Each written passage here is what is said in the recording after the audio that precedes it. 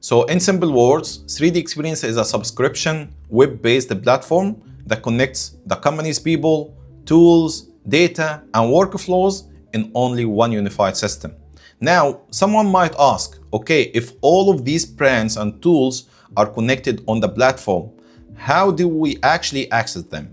And we will explain this in more details in the next slide, but as a quick introduction, the 3D Experience platform uses a concept that many of us already understand, the front door concept. Think about Google, for example. You don't open Gmail with an account, YouTube with another account, and Drive with a completely different system. You sign in once to your Google account, and from there you can access different Google services depending on what is available to you. The same idea applies here. 3D Experience acts as the front door for the Dassault Systèmes solutions. You log in once, and based on your access, your company setup, and the rules assigned to you, you can access the apps and tools available for your work.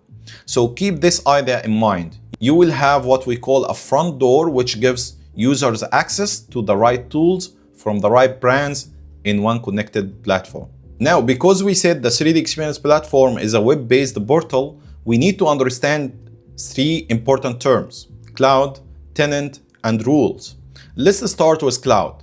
In the traditional SolidWorks world, many people are used to have the serial numbers. You buy a license, you got a serial number, you install the software and activate the serial number.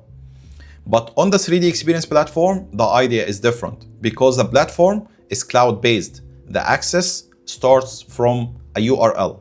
So when a company buys access to the platforms, it actually gets its own platform link. You can think about this link like the company's private entrance to the platform. Not every company is using the same space. Each company has its own secure environment, and this is what we call a tenant. So the tenant is basically your company's private area on the cloud. It has your users, your data, your permissions, your dashboards, your apps, and your access control. A simple way to imagine it is like a private company website. You can open the website from the browser, but not everyone can see the internal information. You need to be invited, and you need to have the right username and password to have access to these data. The same things happen on the 3D Experience platform. The platform has an admin. This admin invites the users by email.